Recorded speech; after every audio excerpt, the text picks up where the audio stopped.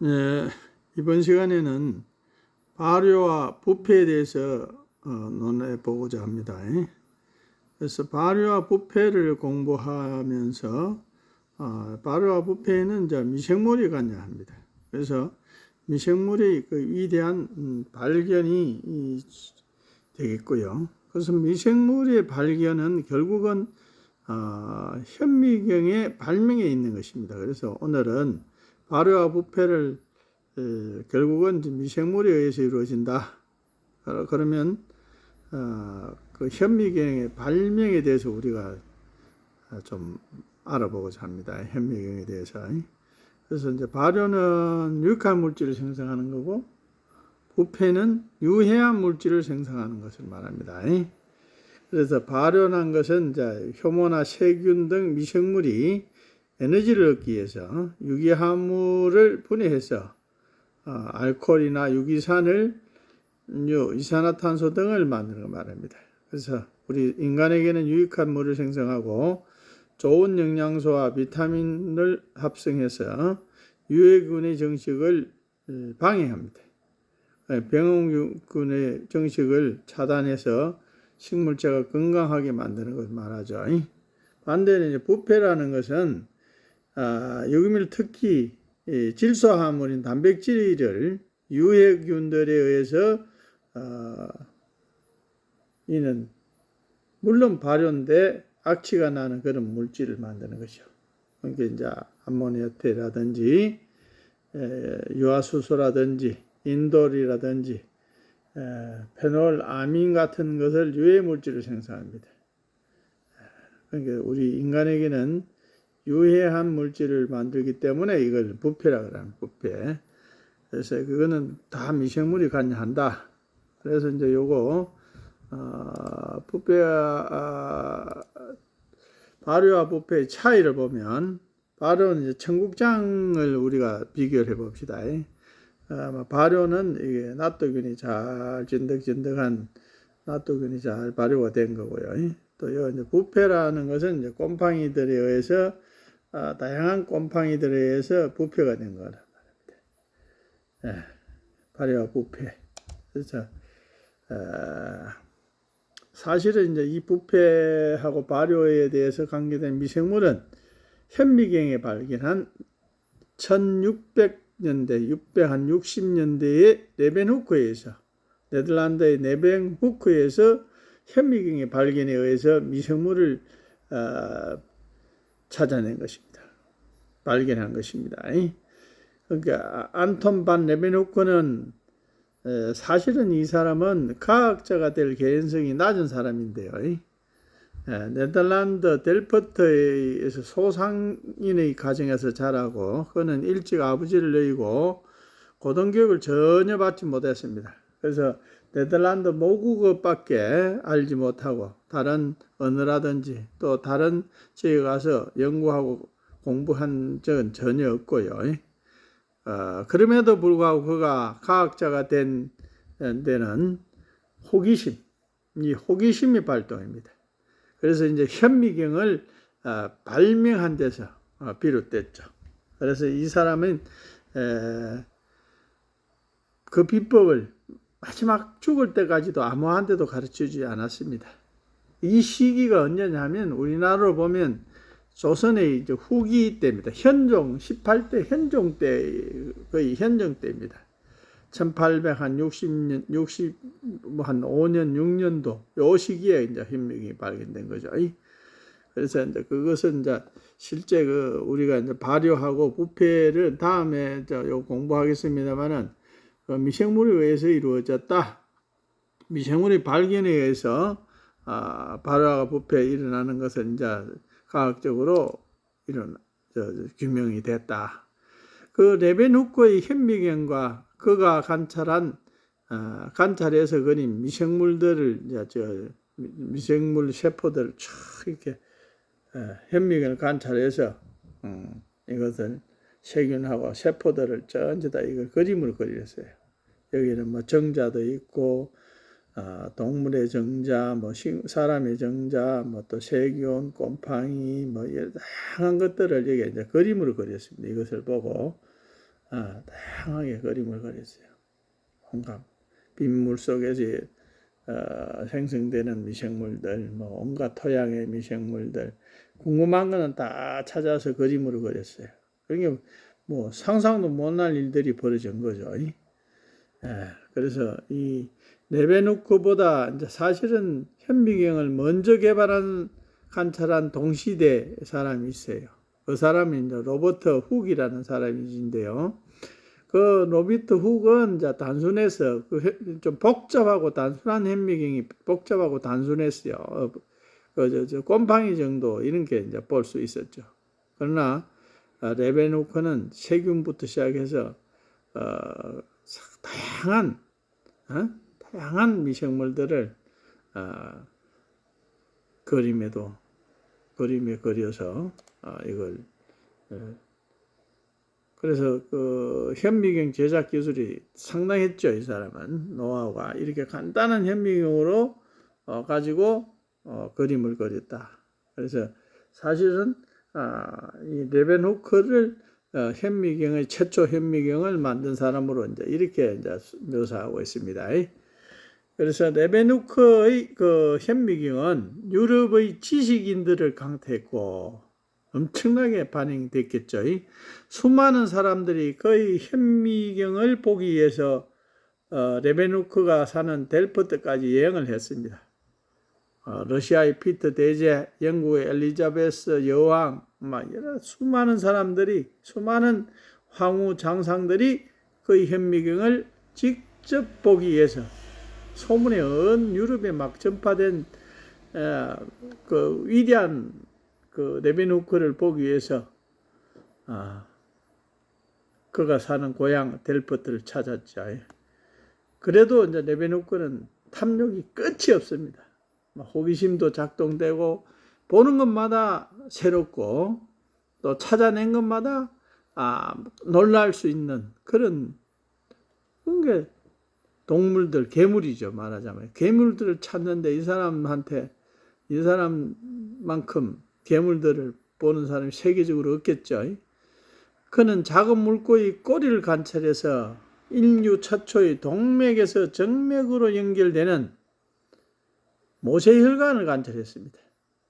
그는 사람의 정자도 발견했고요. 그는 레베누크는 이 미생물 학자도 아니었죠. 또 그리고 과학자도 아니었습니다.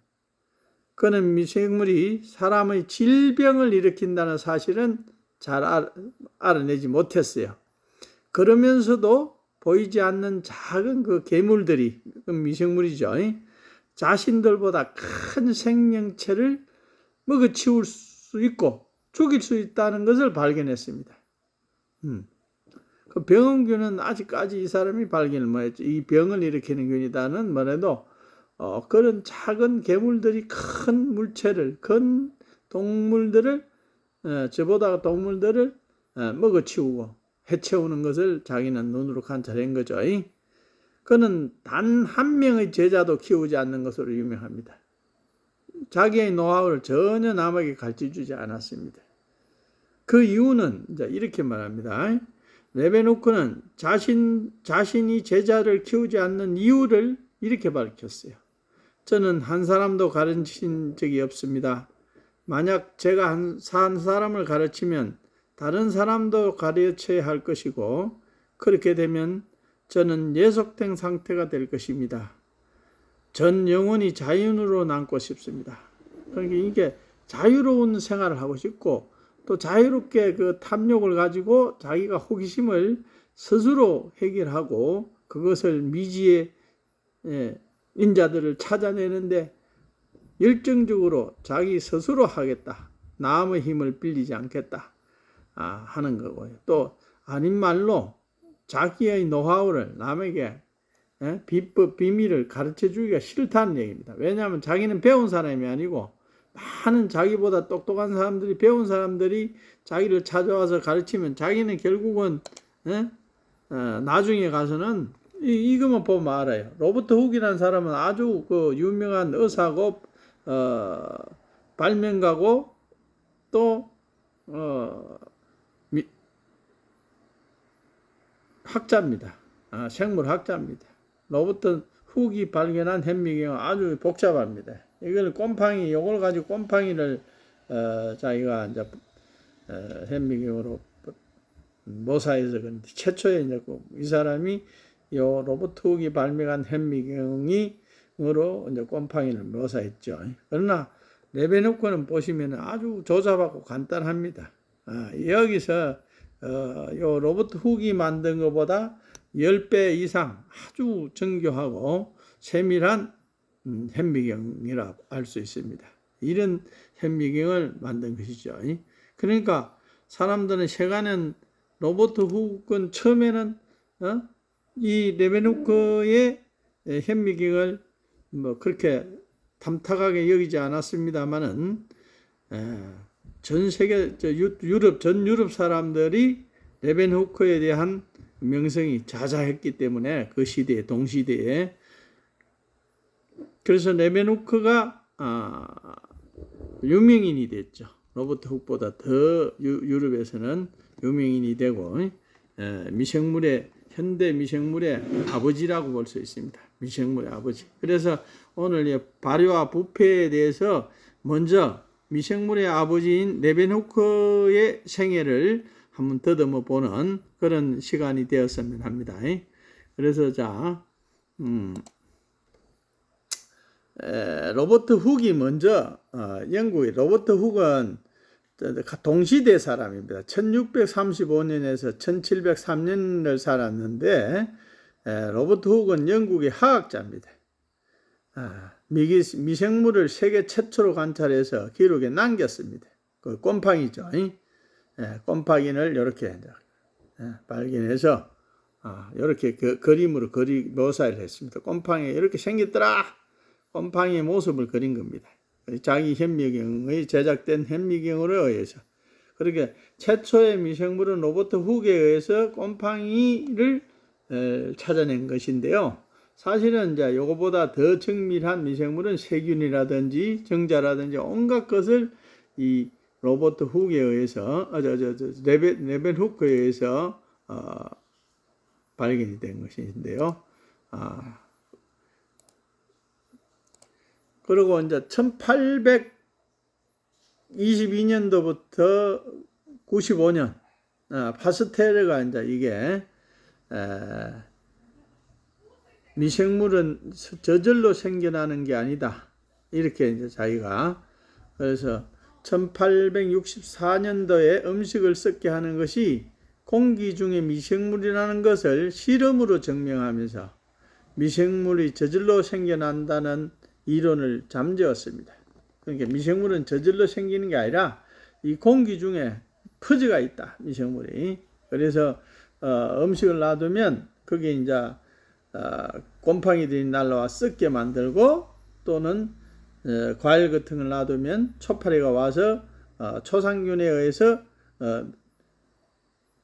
식초가 되고 이런 것들을 발견한 사람이 이제 파스텔르입니다. 1800년도입니다. 그게 1600년도하고 1800년도하고는 차이가 크죠. 그래서 또 그 다음에 이제 이 플레밍이 이제 예를 들어서 페니실린을 발견했죠. 플레밍이 곰팡이에서 플레밍이 발견한 거는 1800 이제 거의 뭐 90년대입니다. 90년대 1890년 곰팡이에서 페니실린을 발견하여 세균에 감염되어 발생되는 질병을 치료할 수 있는 길을 플레밍이 이제 발견한 거죠. 페니실린은 우연히 발견했다고 이야기하는데 우연은 아니죠. 페니실린이 그 스트레프토마이신 계통 페니실린에 발견한 게 푸른 곰팡이 그렇게 사상균 곰팡이에서 주로 이걸 발견한 거죠. 그러면 이제 그 다음에 1900년대에 일어난 일들이죠. 1900에 그러니까 1900년대는 돌연변이를 만들어서 페니실린을 대량으로 생산하는 길이 1940년도에 이제 제1차 세계대전 전후로 해서 이런 것들이 이제 돌연변이를 일으키기 위해서 페니실린 항생제를 대량으로 생산하는 길이 트였고요. 그리고 1970년대에 이르러서 유전자 조합해서 인슐린, 인터페론, 성장 호르몬 그런 것들을 의약품을 대량으로 생산하는 길이 1970년대 이제 그때 비로소 현대의학이 이제 태동이 된 거죠. 이거는 유전자 조합입니다. 유전자 조합 이렇게 해서 그러니까 이 미생물의 발전이 이 레벤후크가 발견한 현미경이 얼마나 중요한 일을 했는가를 지금부터 이제 소상히 말씀드리도록 하겠습니다. 그렇게 르네상스 시대가 이제 강학이 눈부신 발전을 일으켰습니다. 르네상스 된 게 이제 현미경, 돋보기를 많이 써죠. 안경. 그래서 인류가 진화가 된 거죠. 엄청나게 급속히 진화됩니다. 처음에 이제 돋보기 안경, 눈이 어두우니까 돋보기를 봄으로 해서 그 돋보기 위해서 현미경이 이제 개발된 거죠. 그거는 이제 1590년도입니다. 그게 얀센이라는 사람이 안경점을 운영하면서 이제 돋보기를 볼록렌즈를 개발했죠. 그래서 이제 갑자기 멀리 있는 물건이 마치 바로 눈앞에 있는 것처럼 가깝게 느껴지는 현상을 발견해. 멀리 있는 게 돋보기를 통해서. 그게 세계 최초 이제 만안경도 탄생됐고요.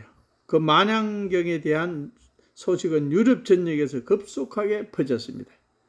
거기서 이제 만안경이 그러니까 만안경 하니까 누굽니까? 갈릴레이도 이제 그때 갈릴레이가 이 소식을 듣고 접해서 만안경을 전체 만안경을 만들게 됐죠. 그렇게 천문학자들은 만안경을 이용해서 우주를 관측하기 시작했습니다. 그 돋보기가 등장해 온 물건이 크게 보이는 기이한 세계가 눈앞에 펼쳐졌습니다. 그리고 드디어 현미경이 탄생됐고요. 1609년도에 6월 베니스를 방문했던 갈릴레이도 만안경의 소식을 듣게 되었습니다. 1609년도에 베니스를 방문했던 갈릴레이도 그때 이탈리아의 베니스에서 만안경 이야기를 들었죠.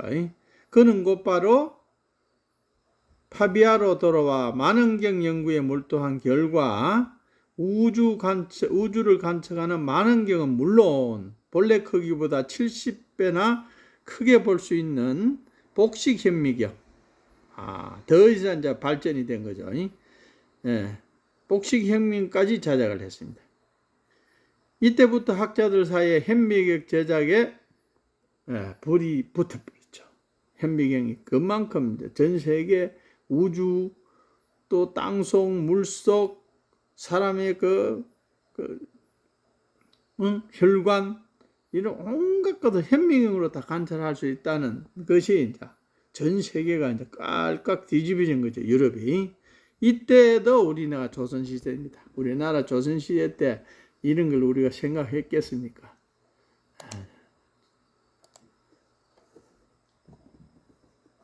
1665년 영국의 레벤후크는 복식 현미경을 모방해서 배수가 140배나 되는 현미경을 제작해서 최초로 세포를 관찰했다. 거기 우리 몸의 세포를 관찰한 데가 유럽에서는 1665년도 우리나라 현종 18년 조선 후기입니다. 그때 우리는 뭘 했습니까?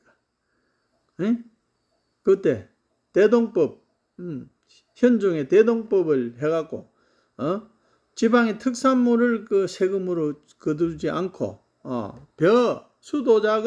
벼를 세금으로 거둬들이는 대동법을 실시하고 그때 이제 그 활자판 그게 동활자판을 만든 그런 시대였습니다. 그게 이제 현종 때죠. 동활자판 하면은 아마 합천해인사의 그 불경도 그때가 아닌가 이런 생각했는데 나 다음에 한번 찾아보겠습니다. 이때부터 육안으로 볼 수 없었던 신세계가 눈앞에 펼쳐지게 된 것입니다.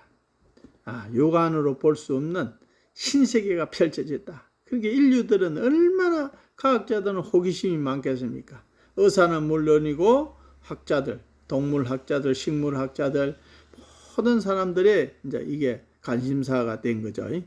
그리고 인류의 시야는 동물 체내의 세포 구조까지 관찰해낼 수 있을 정도로 넓어져서 수많은 기적을 불러일으켰습니다. 우리 몸속에 세포 구조까지도 사람의 몸에는 세포가 있다.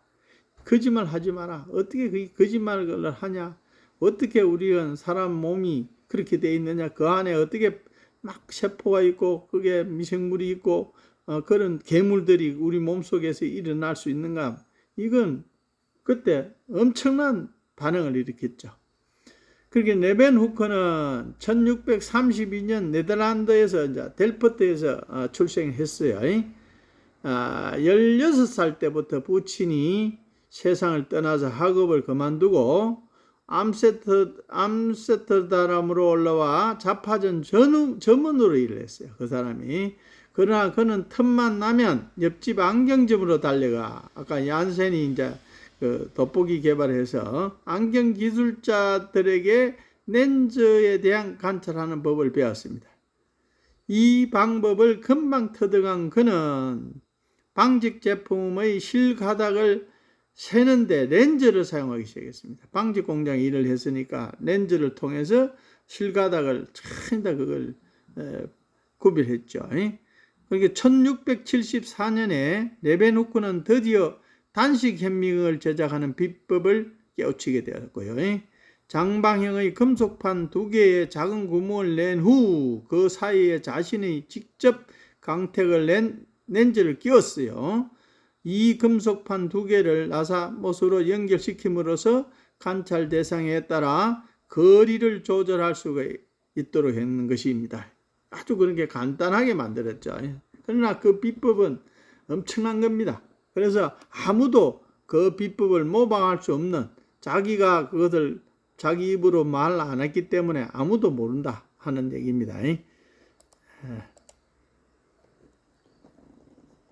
그리고 1668년 그는 처음으로 적혈구 세포가 토끼의 귀에 있는 모세의 혈관을 통해 흐르는 모습과 적혈구가 귀의 모세혈관에서 적혈구 세포가 흐르는 모습과 개구리 다리에서 순환하는 과정을 관찰해냈습니다. 적혈구가 개구리 다리에서 그러니까 동물들이 적혈구가 헤모글로빈이 해서 혈을 통해서 적혈구가 생성되는 과정을 자기가 현미경으로 관찰했는데 이는 인류 최초로 기기를 이용해서 눈에 보이지 않는 세포를 관찰하기 적혈구 세포죠. 세포를 관찰했다. 그게 얼마나 위대한 발견입니까? 동물의 세포를 발견한다. 동물에도 살아있는 세포가 있다. 생명체가 있다. 이렇게 이야기하니까 세상은 발칵 뒤비진 거죠. 그래서 영국의 엘리자베스 여왕이나 또 피터 대제 이런 사람들이 막 찾아온 거죠. 찾아갈 정도로.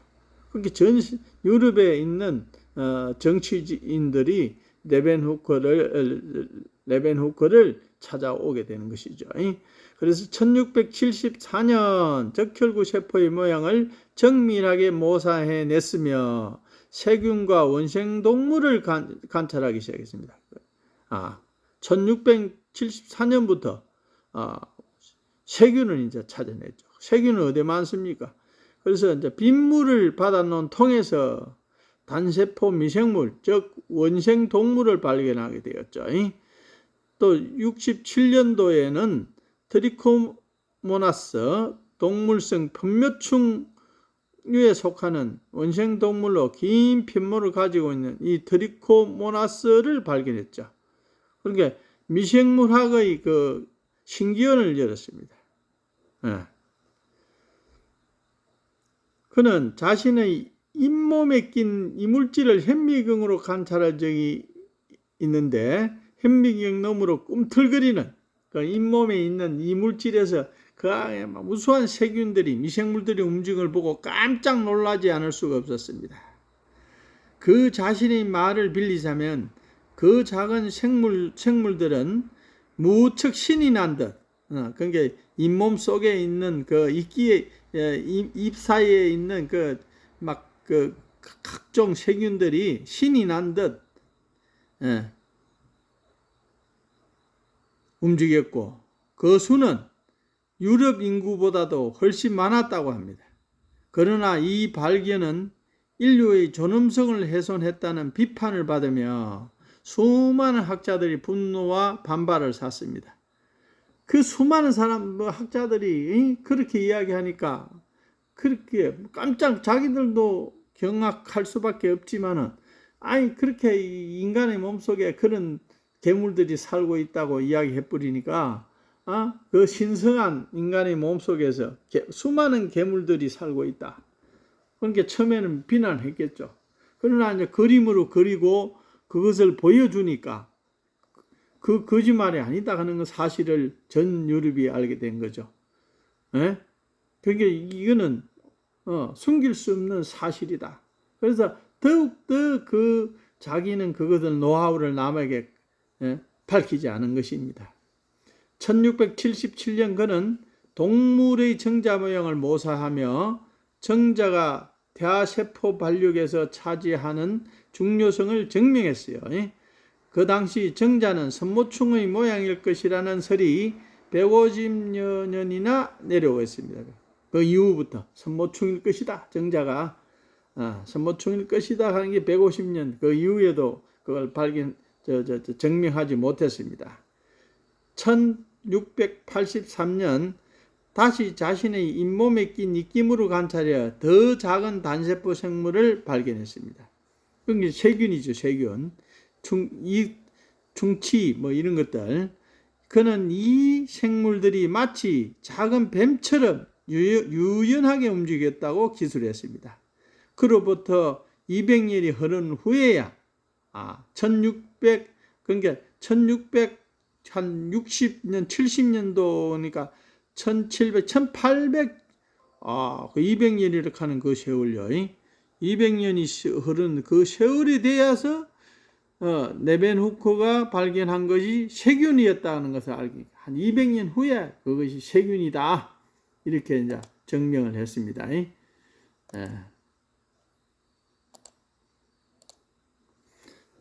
그리고 1688년 그는 올챙이 꼬리를 관찰해 하면서 혈액순환 과정을 직접 확인할 수 있었습니다. 이러한 혈액순환 현상은 서로 다른 부위 50여 군데에서 관찰되었습니다. 가느다란 혈관을 통해서 꼬리 중앙부에서 가장자리로 혈액이 운반되고 있었으며 각 혈관 끝에 구부러진 부분, 즉 방향을 전환하는 부분이 있어 혈액을 다시 꼬리 중앙 부분으로 수송하고 있었습니다. 이처럼 꼬리 중앙 부분으로 혈액이 다시 돌아오는 것은 심장으로 되돌아가기 위해서입니다. 혈액을 신체 각 부분으로 보내는 혈관 동맥, 다시 심장으로 돌아가는 혈관이 정맥인 것입니다. 동문의 혈관이 동맥과 정맥으로 이루어져 있다는 사실이 입증된 셈입니다. 그것이 1688년도다. 그것은 올챙이 꼬리를 관찰합니다. 혈액순환 과정, 그게 정맥과 동맥이 있다. 이 사실을 1688년대에 레벤후크가 했다. 그러니까 한 가지 두 가지가 아닙니다. 이 사람이 발명한 것이 현미경을 통해서 발견한 것이 한 가지 두 가지가 아니다. 레벤후크는 곤충의 구조를 또 관찰하면서 대부분 곤충들이 겹눈을 가지고 있는 것을 발견했습니다. 주변의 다른 생명체를 신속하게 발견하기 위해서 겹눈을 갖고 있더라. 곤충은 또한 진딧물은 수정 없이 번식하는 걸 발견. 진딧물은 수정 없이 단성 생식을 한다. 현대과학에서는 당선세식이라고 부르는데 암컷이 수정 없이 유충을 만드는 겁니다. 거기 진딧물이 단성 생식을 한다. 이렇게 그때 발견한 거죠. 엄청난 거죠. 그렇게 오늘날 우리가 미생물을 가지고 어떻고 저떻고 할 수 있는 일이 있을까? 그게 레베누크는 현미경을 통해서 세상 어디서나 수많은 괴물이 살고 있다는 것을 발견했습니다. 세상 어디서나 이 괴물들이, 다양한 괴물들이 이렇게 살고 있더라. 괴물들이 보세요. 이 자잘한 괴물들이, 예? 박테리아로부터 시작해서 세균, 곰팡이, 효모, 온갖 세균들이 세상 곳곳에 있더라. 이게 레베누크가 1860년대에 발견합니다. 그러니까 보십시오. 가장 놀라운 것은 빗물 속에도 괴상한 괴물이 우울거린다는 것이었습니다. 그들은 동물이라고 부르기에는 너무나 크기가 작았습니다. 게다가 빗물 속에 보이는 동물이 한 종류가 아니라는 점이죠. 믿을 수 없을 만큼 작은 다리를 가진 것이 민첩하게 움직이기도 했고 멈추어 서기도 했고 회전하기도 했습니다. 그는 매우 집념이 강한 사람으로 우선 그 동물들이 얼마나 작은지를 말하기 위해서, 표현하기 위해서 작은 동물을 잴 수 있어야 된다. 크기를 재야 된다고 생각했습니다. 물론 당시에는 그런 자는 있을 수 없죠. 그는 끊임없는 관찰을 통해서 제일 작은 동물은 큰 것의 약 1000배가량 작다. 그러니까 작은 것은 큰 것은 작은 것보다 1000배 크다 이런 얘기입니다. 그러니까 다양한 1000배라 하는 것은 크기가 차이가 많죠. 그래서 이걸 현미경으로 관찰했다 이 말입니다. 그러니까 이 보세요. 이게 사람의 정자다 말이야. 그러니까 레빈후크가 현미경으로 보고 그린 사람의 정자입니다. 그래서 그는 정자 속에 태아의 축소형이 있어서 정자 속에요 태아의 축소형이 있어갖고 자궁 속에 껍질을 벗기고 그대로 큰다고 믿었습니다. 그 당시는 정자가 난자하고 결합해서 수정이 돼서 아기를 탄생하는 것은 모르고 정자가 그대로 막 껍질을 벗기고 뱀처럼 허물을 벗기고 큰다 이렇게 생각했죠. 인간이 뱃속에서.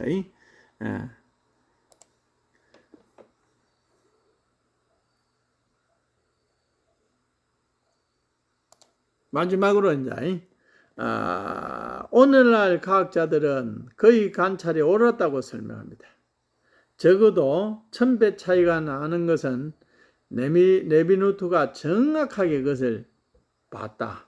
그러니까 레빈후크가 얼마나 수많은 실험을 통해서 증명을 했습니까? 그리고 레빈후크는 빗물 속에 사는 이상스럽게 생긴 작은 동물들은 도대체 어디서 온 것일까 하는 의문을 품었죠. 그래서 하늘에 떨어진 것일까? 땅 속에서 솟아난 것일까? 또 그것도 모르게 토기 속으로 물을 받친 항아리 속으로 아무도 모르게 어떻게 들어갈 것인가? 아니면 하나님이 갑자기 만든 것일까? 이렇게 의문을 가지게 된 것이죠. Why?